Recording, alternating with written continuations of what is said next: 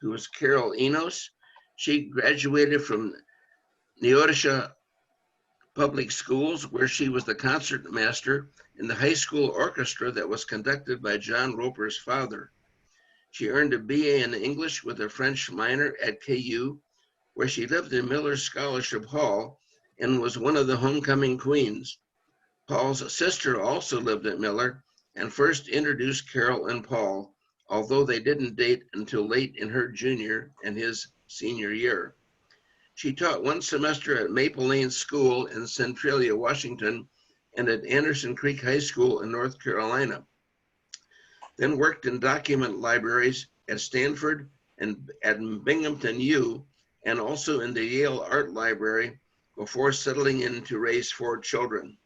On the side, she earned an MST in French at SUNY in Binghamton and taught English in Binghamton schools from 74 to 82. And then taught, they returned to Lawrence in 1982, and she taught at LHS from 83 to 95 and at Free State in 1996 and 97 before retiring. Her love affair with a dead poet named William Shakespeare incubated with an extension course at Oxford in 1989 and flourished when she started teaching Shakespeare in the LHS and Free State.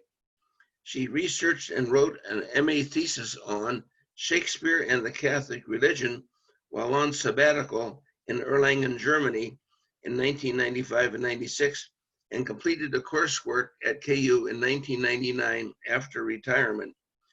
Never one to be idle, she since published 3 more books and 4 journal articles on the Bard. Those are stories for another time. Today, she'll share with us some insights gained from her first teaching gig, which ended with her getting married for the first and only time.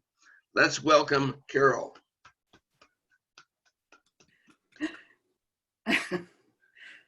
Thank you. That's more than I remember about my own past, and that must have come from Paul. It's really nice to see everyone this morning. Thank goodness for this technology that allows us to communicate, to talk with and see each other. I really appreciate it. And I know that a lot of you are very busy today, so I appreciate your being here. I hope this will be interesting for you. I want to say that Sarah Vansil's presentation last Sunday is a very tough act to follow because she really presented a professional program about how to avoid using plastic, and she's made me think about that. I also want to thank Paul and Sarah for helping with the slides. I'm an absolute dunce at things like that, and they created and are projecting the slides today. So let's have the first one. Many of you were present last month, probably, when Jennifer Ball presented her program about her model class at Washburn. They had students, inmates from the Topeka Correctional Facility. And it's her account that took me back to my first year of teaching. It's very difficult. And that's why I'm going to tell you about it now. Actually, you can probably blame Paul for part of it because this was his idea. This story began in the spring of 1957 when I was graduated from KU with a BS, not a BA, a BS, and there was a lot of that in it, in my English education degree with a minor in French. I had applied to the Rotary Club for a scholarship to go to France for a year and failed to get that. Because I decided it should go to a man. No. And because Paul was already in Germany finishing up a Fulbright, we came up with the great idea that I should join him and we'd go to France together, and then he would go back to the States to complete his ROTC. It was 2 years. Yep. With the Army. My parents came up to KU for the graduation, and they were just a bit taken aback when I told them that I wasn't going home with them, that I was going to stay at KU and work in the cafeteria at the student union, save money so I could go to France, because I was determined to go anyway without the scholarship. Well, when they got back to UUCL, my dad said, no matter what we say, she's going to go. We have to help. They were great parents, obviously. They persuaded my sister, Marilyn, to go with me. She was about 1.5 years older. And when that came about, I quit my job at KU, went home, and we very quickly started getting ready for the trip. My dad took us to the bank and arranged for us to each get a loan, because he could see that we didn't have enough money, either one of us. Okay, next slide. Next slide. Okay. So on September the 1st, 1957, Marilyn and I set sail on the French steamship, the Liberté. I had the Hong Kong flu the whole way and couldn't partake of the French cuisine. When we got to France, Marilyn came down with it, and she had it for a week in Paris. Well, Paul did join us in Paris, and immediately saw that we didn't have enough money, even after my dad helped us. So he taught us how to hitchhike. We didn't tell my parents. Then we went to Germany for a while and saw where he had lived in Tübingen. And before long, the three of us were out on the highway thumbing our way to Rotterdam, because Paul was going to go back to the States and was leaving from there. Well, Marilyn and I went out in the rain after Paul left on the highway, looking for the next youth hostel, and felt quite lonely and very much anxious. We were going to go on the Queen Elizabeth to go back home, and that was going to be November something or other. I can't remember exactly the date.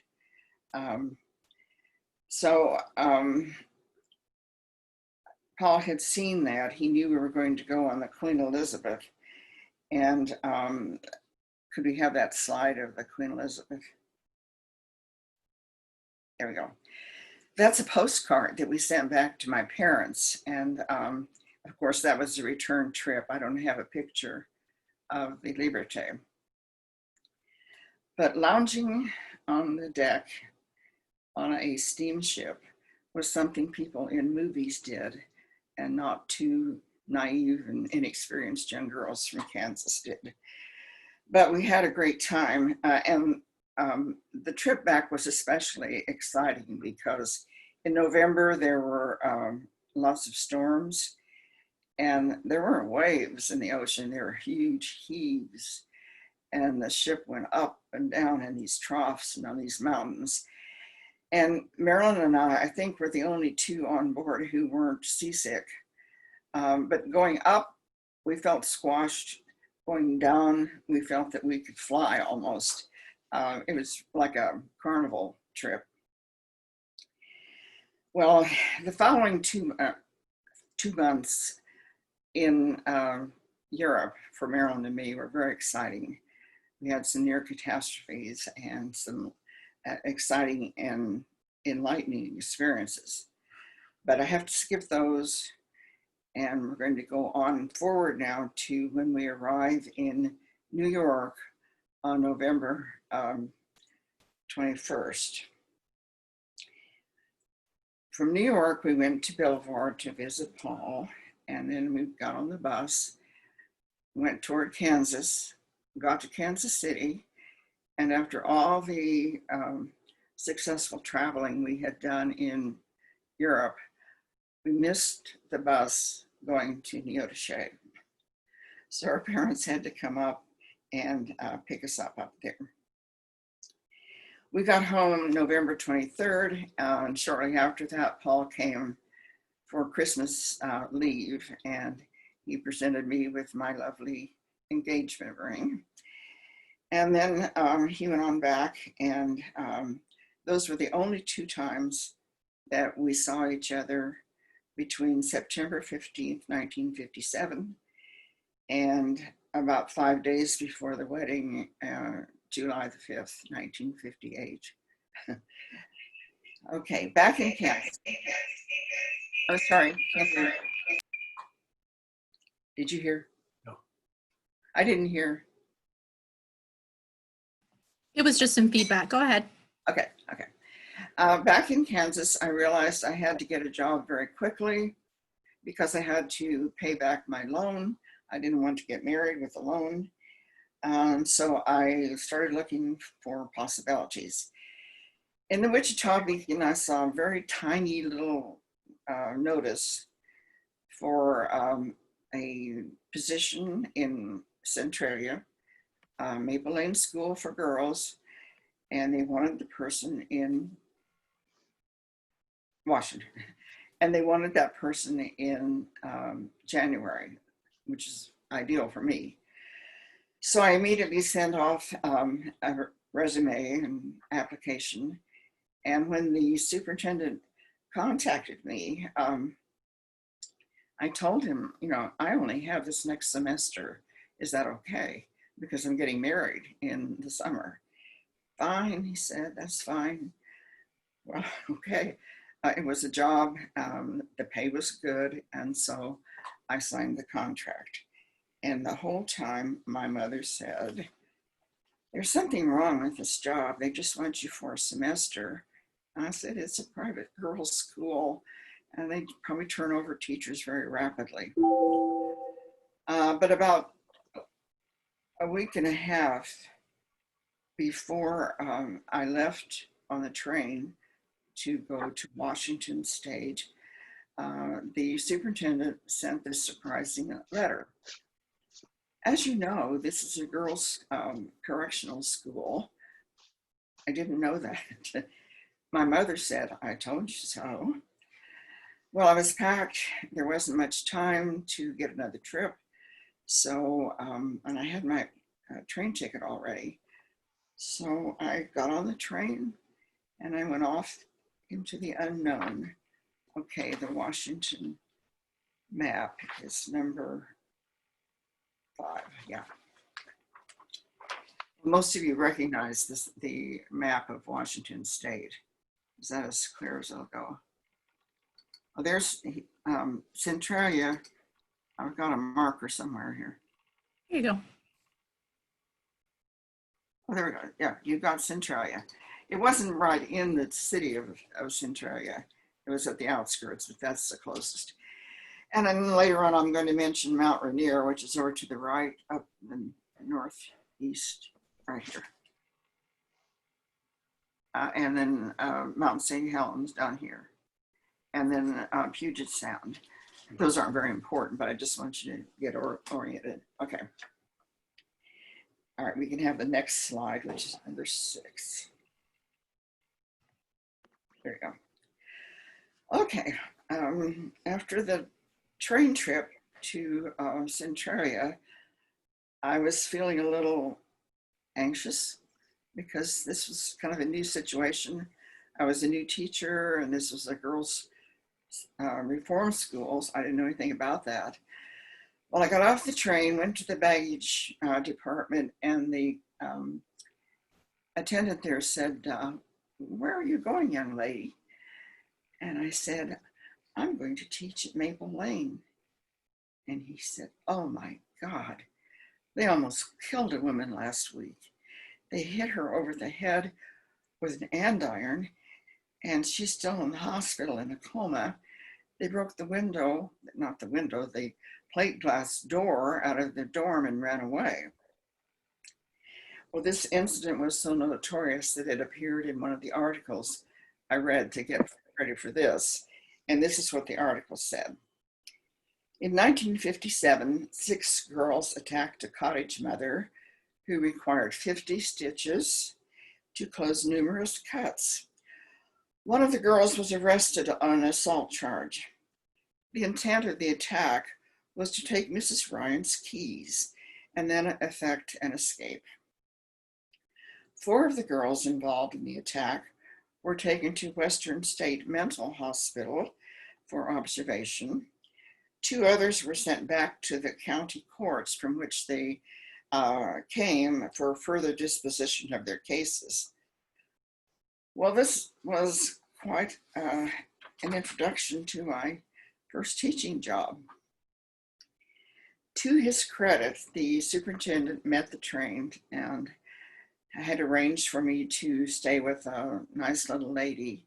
And after I'd been with her for about a week, she was checking on me about every 2 hours to be sure everything was okay. I was really happy that the school secretary, okay, let's have number 7. There, Yvonne Farrell. She asked me to stay with her. This child is now about 7, but when I was with her, she was a new baby. And Yvonne's husband was in the Army. She was lonely, she needed rent money, and it was ideal for me because I would then have a friend and a ride to school. And she could introduce me and did introduce me to her family and to her friends. Okay, number 8. This is the only picture I can find of us together when I stayed with her. We were often taken to be sisters because we had dark brown hair about the same size and looked a little bit alike, not too much. Okay, number 9. That one's prettier. What? Number 9, there we go.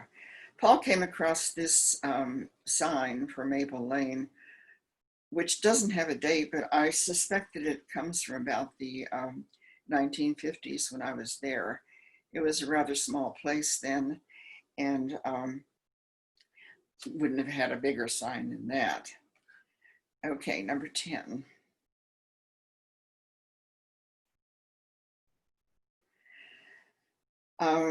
So the minute I arrived at Maple Lane, I was in the library with the principal of the school, looked out the window, and I saw about 4 or 5 girls very far out on the campus by a row of trees.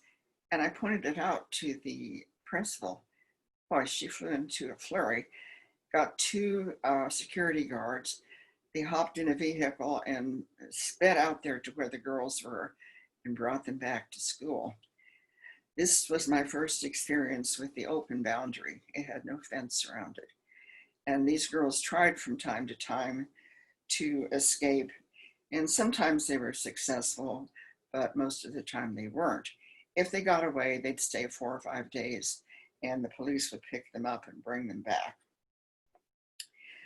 Well, there were no preliminaries for me in the school to tell me techniques of teaching or rules of the school. I was immediately given several English classes and found that I had to share a room. One was with an older lady who taught English also, and she turned out to be a kind of mentor for me because everything was new for me. The classes were held in the basement of a very elegant old house, and that basement had one exit up a narrow flight of stairs. And at the bottom of the stairs was a kind of open area that served as a gathering room for the girls between classes. There were rooms off of that large area. I think there were about 8 of them for classes. The rooms had no windows. Each room had one door that opened onto the open larger area, so that the whole downstairs had the only the one exit. Okay, let's go to number 11. Did you want to mention that, or is that covered? I wasn't too worried about that until one girl started, well, she started immediately threatening me, and that's Joan Chong, the girl right over the far left. Yeah, very fierce, angry little Indian girl. She wouldn't cooperate. She wouldn't do anything I asked her to do. So every day after class, I kept her downstairs in the basement, tried to get through to her. We were the only two down there, and she would look at me very fiercely and say every day, "I'm going to kill you." Well, I began to think maybe I better listen to her.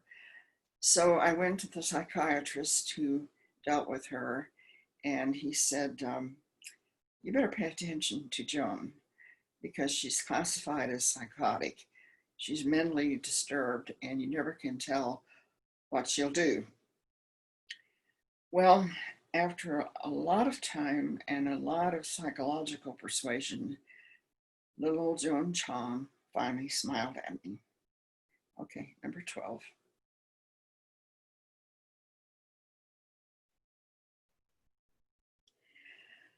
Well, after about 3 weeks, I was told I had a permanent room. So I went to look at it, and it might as well have been hit over the head with an andiron. It was an absolute wreck. A male German teacher had used the room, and it had graffiti and writing all over the walls. The desks were carved with graffiti. The books had all kinds of stuff written in them. And I said, this isn't going to do. So I went to the maintenance department and I got a small sander. I got varnish, cleaner, paint, went to the office and got a ton of erasers, and the girls and I started cleaning up the room. They were very, very proud of what they did. So let's look at pictures 13, 14, 15, and 16, kind of in a sequence here. They wanted me to take the pictures so that they could show the desks, how clean they were, how ready they were to do their schoolwork. The walls are all cleaned down. Okay, next one. The next. Oh, there's Joan. Yeah. This is on the very far left is the girl who was going to kill me. She's smiling at me. And they wanted me to show the books. They've been erased. They wanted to show how happy they were. Okay, next one. Here they are again. Please show the books. They don't have any writing in them. And the next one. They wanted to be sure that I showed the full desktop, all sanded off, and the walls completely clean. And there's Joan again, and the second from the right. I'm smiling, acting like a happy, normal child. Okay, now we could do some schoolwork because we were all settled. No, not quite yet.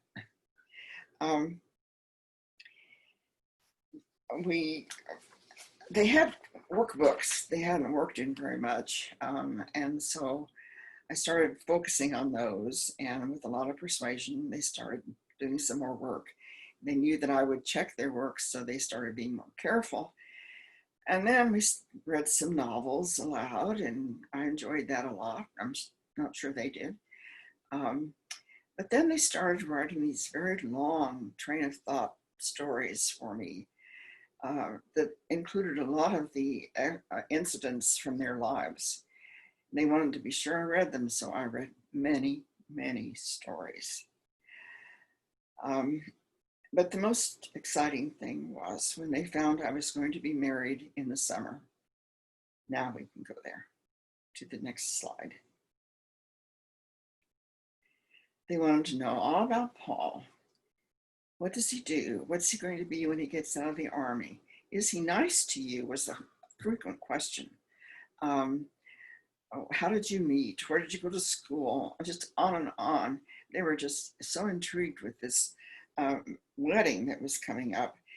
And I did take things into them to see. I didn't have the wedding dress finished. I was sewing it on the floor of Yvonne's living room on a rented sewing machine while I was teaching. And so I do things like take the buttons that I was covering in to show them, or take some of the lace in, and drew lots of diagrams of the dress so that they could see what was happening.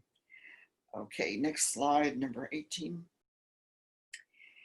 But it wasn't all sweetness and light, and I was pretty naive at the beginning. New security concerns developed. One day when I was teaching, class was going along fine. The student broke into the room, and the class just erupted. She was being escorted to solitary confinement. And the girls paired off in couples so that one of the couple would be the strong, sort of masculine type protector. And this girl knew that her protector was in my classroom. So that's why she came in there. I was just about to call the office for help when one of the students ripped the telephone from the wall. I'm not sure what I would have done. But the principal and the guards burst into the classroom just then, and they took her off to solitary. The cavalry.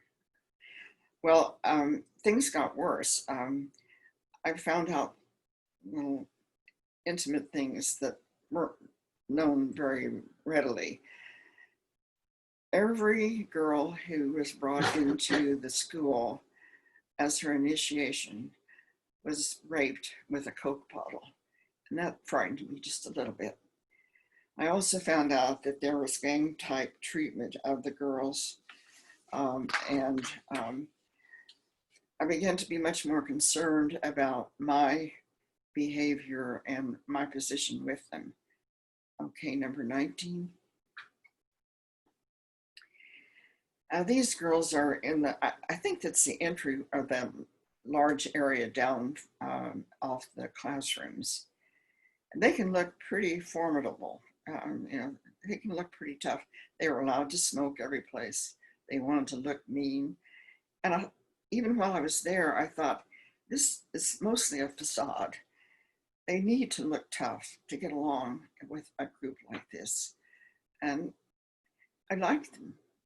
I really learned to like them, and I think they liked me. I was cautious, but I never felt terrified with them. And I always felt that they liked me and respected me. I don't know if that's true, but we had a good relationship as far as I'm concerned. Okay, we can go into number 20 now. Well, that's the view of the school. For this presentation, I tried to find some history about Maple Lane, and it's not very readily available. I found out that there was a coeducational reform school on the site as early as 1907. It was tightly restricted. They had a big fence around it. The students wore uniforms, and they were students 8 to 18 years old who were to be, and this is a quote for the purpose of the school, taught and trained in morality, temperance, frugality, and they shall be instructed in the different trades and callings. Well, that didn't last very long. In 1913, the girls were separated off into what I think became the Maple Lane School for Girls that I knew. But again, it was very hard to find the history. There were about 200 girls in it. Strangely, they took the fence down for the girls. But then after about 100 years, Maple Lane was closed because the state seemed to run out of money to support it. And from 2011 to 2018, it sat unused. Well, it was I tried to find out information about what it's like now. And I think it probably is still is the 700 bed adult prison that was planned in 2018. And it was considered to be a COVID-19 quarantine, but I wrote to the state, I don't know, I'm not sure what it was called, delinquency department or something like that, and couldn't get any information about it. The only thing they told me was that it wasn't used as a quarantine site. Okay, we can go on to, well, I want to go there to that one. Sorry, that doesn't come through very well. It's too big. I'm sorry. Well, Paul and I found this aerial view of the present site, obviously much bigger than what I was accustomed to. You can't see much of it, but in the middle of the picture are some tiny white buildings that possibly is some of the origin of the school that I taught in. But I found that there's really nothing left of the Maple Lane that I knew, so I can't go back and visit it. Okay, next one. When I was there in 1958, it was very progressive. And I attributed that to the state correctional department, but found out in my reading that it really, a woman named Helen Schenk should get the credit. Back in the 1930s, she started worrying about these young girls and trying to help them. So she was appointed, she was so well known for her innovations and her reputation that Eleanor Roosevelt invited her to the White House for luncheon. But in 1950, just like 8 years before I was there, she was appointed the superintendent of Maple Lane. And she was the one who created this progressive atmosphere that I recognized. The students had a lot of freedom in the classroom, on the campus, and they had the open boundary. They were going to fence it in just before she took over, but she insisted that they not have a fence. She wanted the girls to wear their own clothes, their own jewelry, and she improved the educational system. Maybe that's why they hired me. But then, as I said, Maple Lane was closed in 2011, so there's nothing left of it. Okay, number 23. Well, all this was very exciting for me, to get to know the girls, to get to see how the school operated. But outside of school, there were a lot of perks for me. The principal and the librarian and Yvonne, the secretary that I lived with, and I became very close friends. They took me to a lot of outings. I think they wanted me to see the beauty of their state, which is a very beautiful place. I thought they were kidding when they took me to the beach to hunt clams with a gun, but turned out that there really is a thing called a clam gun, and it's there, if you can see my hands. It's a metal pipe about 3 inches in diameter. It's open at the bottom and closed at the top with a kind of handle across it and a hole in the side for your thumb to fit on. Well, they taught me to go along the surf of the ocean, look for one of those indentations that a clam makes, force that tube down over the hole and put my thumb over the hole and pull out a tube full of sand, you hoped, with a clam in it. And if there was one, you had to, when you dump the sand out, you grab it very quickly to get that clam. And when we got a lot of them, we cooked them on the beach in delicious clam chowder.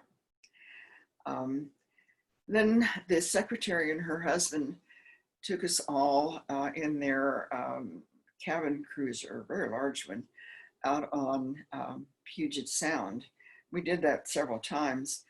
But one time I remember in particular, a very violent storm came up, and the waves were just crashing over the bow.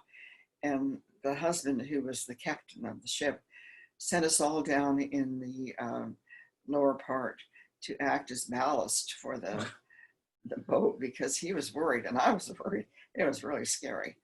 And then one time Yvonne took me skiing, and that's what, I don't remember if it was Mount Rainier or Mount St. Helens, but she was an experienced skier because she lived there by the mountains. But this little girl from Kansas, well, I'd been on Mount Orion and I had been on Pikes Peak in a car, but I'd never gone skiing. And so she left me on the bunny run, and she went off on the time. Is it time? No, you're okay. Okay. She went off on the experienced skier runs. And I was going up and down the bunny run all day long, didn't have proper clothes, got soaking wet, twisted my skis up, went tumbling down, twisted my knee. Here came the rescue toboggan, and I was embarrassed. And the knee has never been the same since. Okay, next slide, 24. Well, back to school, June finally came, and I was going to have to leave.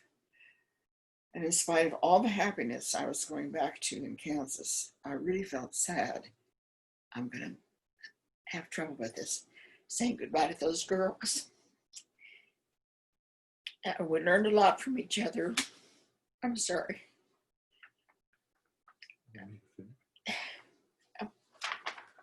Oh, fill in momentarily.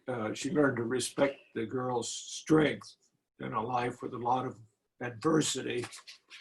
And she felt the girls appreciated a sort of sense of peace and some friendship and some positive experiences in life, and really enjoyed hearing about her past and future. I'll try to finish.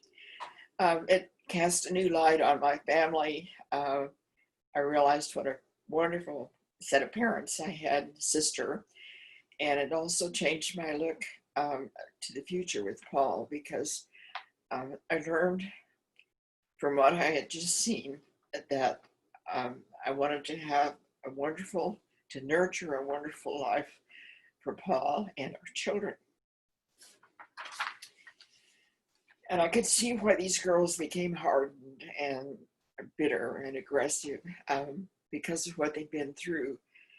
And they tried so hard, I think, to live a good life, but they had, from the beginning, had such bad things happen to them.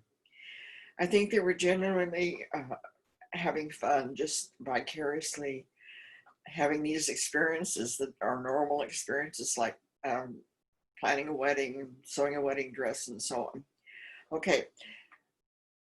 Anyway, we went back to, Paul had to go back to the Army. So our honeymoon was at Fort Bragg, where he was stationed. And I had a teaching assignment in a nearby country high school in the Tobacco Belt near Fayetteville, North Carolina. And my job was freshman, sophomore, junior, senior English, a French class with 2 levels. I was a senior class sponsor. We had to do the graduation, the yearbook, the senior class play, and in my spare time, I was the librarian. So, and I think the techniques that I learned at Maple Lane really helped me. I never again taught in a correctional facility, but I learned a lot teaching those girls that helped me in later situations. In junior high, 7 years, senior high, 13 years, how to connect psychologically, how to deal with the crisis and so on. And I think that it served as a kind of curriculum, after school curriculum for me, that taught me things that really helped me later and made me a better teacher and maybe a better person, I hope. Thank you for listening. Sorry.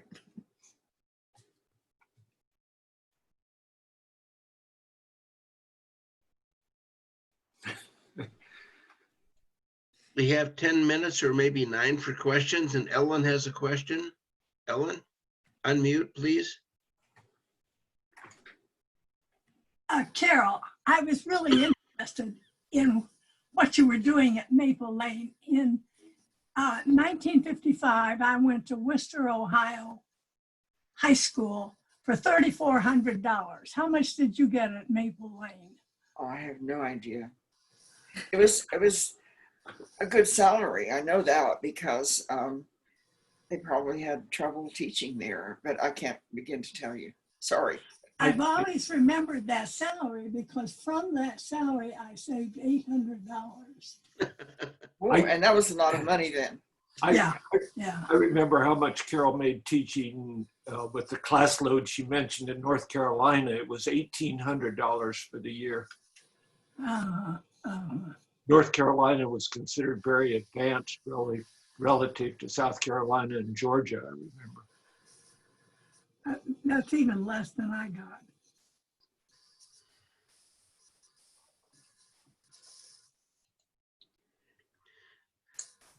Looking back on it, I almost would have done it for nothing, you know, because I learned a lot. Did I see Kevin here? Kevin Enos, wave your hand. Good to see you, Kevin. Well, hi, Kevin. So, if I may ask, how did you get from your home out to Centralia by train? Did you have to go through Chicago or Omaha? I went through Omaha, I think. I can't remember, to tell you the truth. That was, well, a long time ago. And I really don't remember the route. You left from Topeka, I remember that. I think you went through Denver, but I wouldn't swear to it. I remember going through Wyoming, I think, where it was very rough and there wasn't much foliage there. It's a kind of like just scrub land. Sagebrush. Well, it wasn't sagebrush. It looked like lumps in the ground. Well, But Union Pacific goes through southern Wyoming. In fact, the way it gets over the Front Range is kind of famous. The gangplank that's where the sediments of the Western Plains go all the way to the top of the mountain. Just toss that in. John has his hand up. And also Ellie. Did you find out much about the actual criminal history of any of these girls? While they landed in jail? no. As I recall, that was kind of kept separate from the teaching. You know, if I had problems with them, I could go to the psychologist and the psychiatrist and talk about what behavior I saw in the classroom, but I don't remember that they told me their history. And so did the girls ever write anything about their backstories? They would talk about where they grew up. It wasn't exactly a home situation, but you know, stepfather came in and beat mother, and you know, things like that that were bothering them. I think were sources of anxiety, but I didn't know where they lived or anything in detail about them, except that the experiences that affected them in a personal way. And you know, it's been a long time since I read those. I wish I'd kept some of them. Ellie?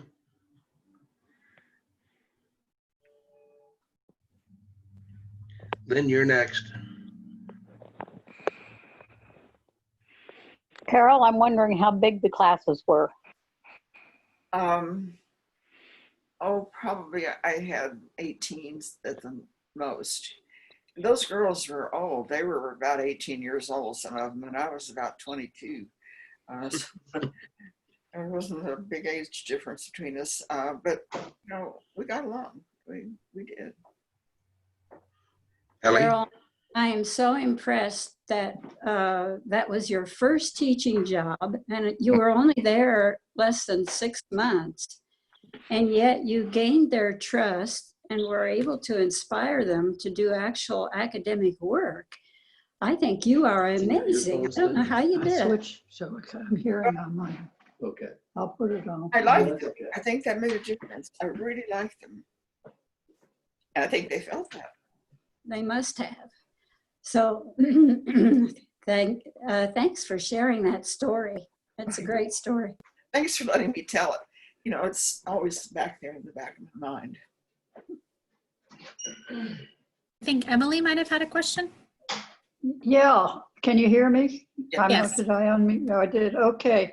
I'm wondering why it is. I was working at Topeka State Hospital in the children's section, and this was late 70s, and the kind of punitive atmosphere for kids who are in trouble and, you know, have had, why that continues. I think that happens in our reform schools and hospitals and everywhere where kids are troubled, that it comes to be, you know, the law and order kind of thing. That's not what they need. They need someone I who know. has some So kind of Graham has something to say here. Emily's point is well taken. And today in Lawrence, we have in every high school a police officer with a marked police car parked outside. It is absolutely what we do not need at this time in our society. Graham, I'd like to say something about that because I taught in the high school here with a police officer. I had a student who wrote a threatening letter that intimated that he could kill me if he wanted to with a gun, and I knew that he went out hunting with his father. And I was glad to have that police officer there because we had to have some very serious conferences. Would a professional from Burt Nash has done equally as well? I don't think they'd leave someone there every day, and sometimes you need them immediately. Well, I think And That's about the we had good resources need to be reallocated, or the police need to have a different job description. yeah, I think that's it exactly. But I think when you get a threat of murder, it is a police affair. And I don't think that Burt Nash could have handled that one very well. Yeah, his parents came in and defended him. Nothing wrong with him. Well, but at that point, it wasn't the police officer. I mean, Then we went, yeah. You were glad to have him, and I think you got more support from him than you did some of the administration. But then the thing was handled by psychologists. Yeah, but Paul and I got punished more than the student did, I think, because we had to go to a lot of sessions afterwards to help him get adjusted. And, you know, I was adjusted. I didn't need, I don't think I did anything that he should threaten me about.